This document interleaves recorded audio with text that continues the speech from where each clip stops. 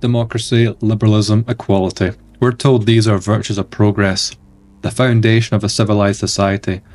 But look around. The wasteland is no such place. Fallout New Vegas is a microcosm of our modern world, fractured, weak, corrupt, and the so-called champions of democracy, the NCR, they stand as perfect examples of its failure, their incompetence, their decadence and hypocrisy. They invite ruin to an already ruined world.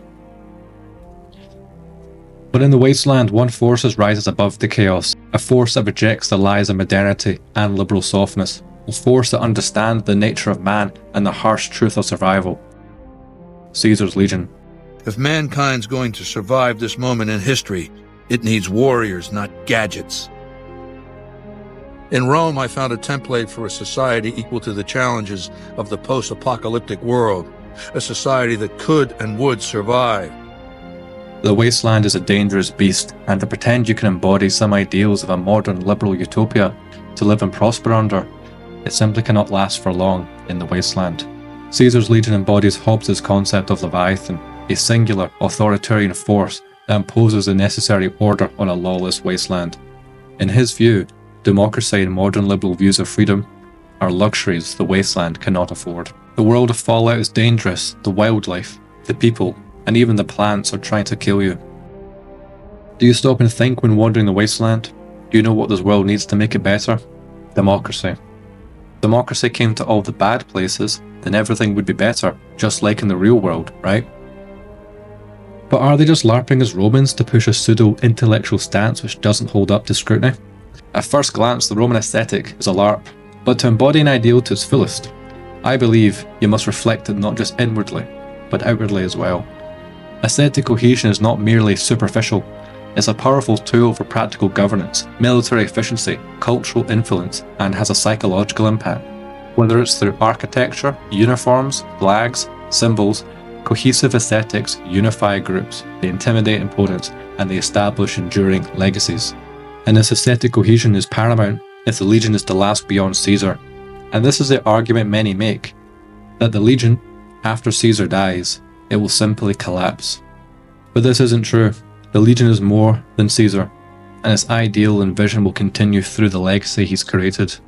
With the use of traditional symbols, these will amplify the spiritual and political narratives of the Legion. Strong symbols endure beyond the lifespan of empires, nations, or their leaders, maintaining an influence on the successors, whoever they may be. So when Caesar dies, he will live on in spirit to guide the Legion in their next chapter. And if anything, the structure of the NCR proves that without its main leader, President Tandy, it has begun to spiral and decline in ways people would argue the Legion would following Caesar's passing. The Legion is the embodiment of fascism. Fascism is the attempt to create a spiritual bridge to the past to bring forward traditional ideals into the present. And what better foundation of traditional values to capture for your own empire than ancient Rome? And if you want to know more about these values and why the Roman Empire resonates with men, see one of my first videos on the channel going into this in detail. But essentially, the Roman Empire embodies virtues that appeal to men, and this is a real and natural phenomenon. To discredit it, to reject it, to fight against it, is to oppose nature.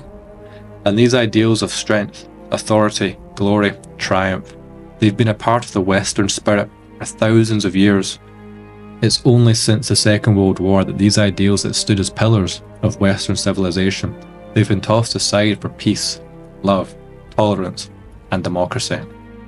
There was a thinker who existed 2,500 years ago called Heraclitus. He's a pre-Socratic, he's a sophist. He begins right at the beginning of Western thought, when we actually write down what we think. He wrote a book on nature. What did he believe? He believed that everything is a form of energy. The fire, we would call it energy today. That it exists in all forms of organic and inorganic matter. That thought and the sentience of nature is what we are. Nature has become sentient in us, which means we must incarnate natural law as a principle of being. It's called becoming in my philosophy. The right, even if you don't want to use that term, stands for nature and for that which is given. What does that mean? It means conflict is natural and good. It means domination is natural and good.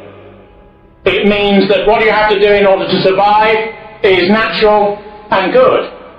It means that we should not begin every sentence by apologising for our past or apologising for who we are.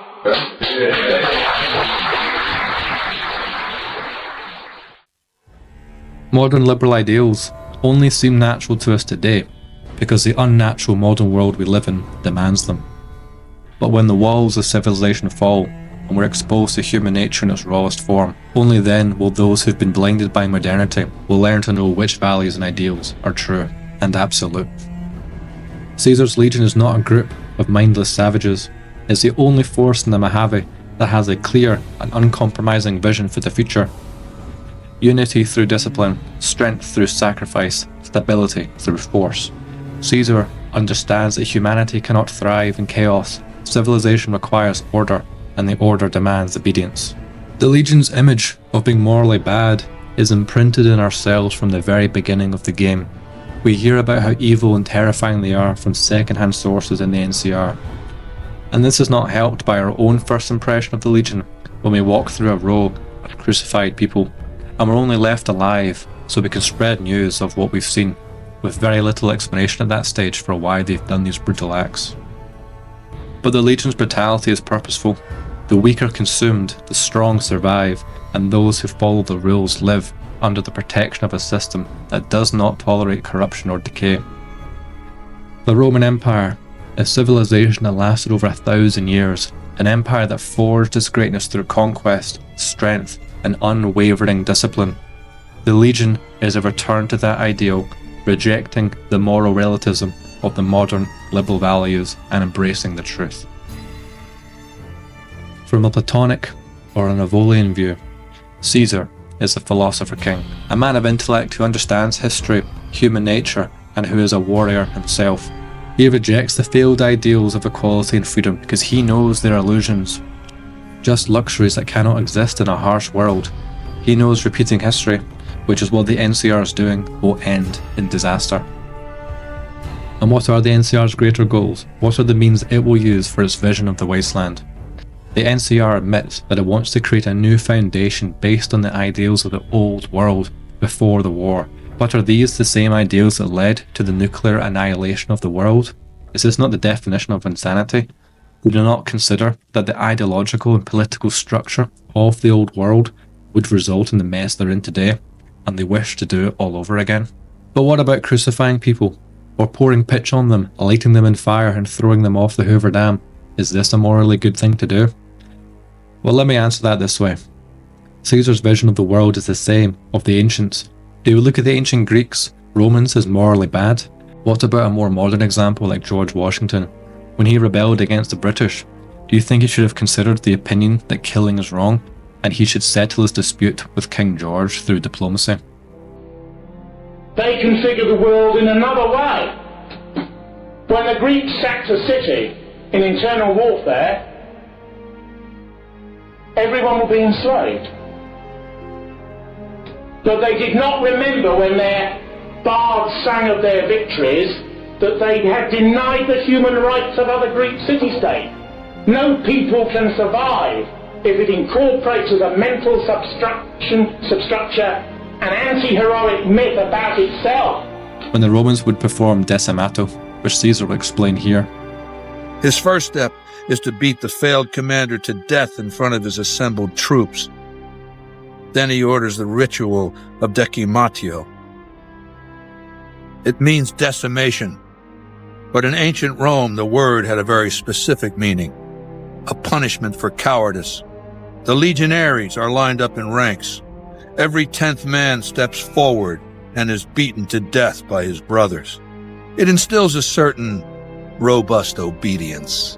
do we look at the Romans who did this and consider themselves morally bad and evil? Or are they a product of their time and environment? And what environment is the wasteland? Is it an environment that demands diversity, inclusion, human rights, equality, unisex bathrooms, or does the wasteland demand unwavering strength and a conquering spirit? Conflict is inevitable, and Caesar believes the triumph of the NCR will change the Legion to form a new synthesis, from a nomadic tribe to an empire. This very shift will change the dynamic of the Legion, but the ideals it represents will continue, and it will likely embody a new Rome, with Vegas being its centre, which everything will revolve around for 1,000 years. You need to take yourself out with the liberal way of thinking, because the universe of Fallout is no longer a liberal world. So to look at it through a liberal lens, that is what is wrong. That is what is immoral.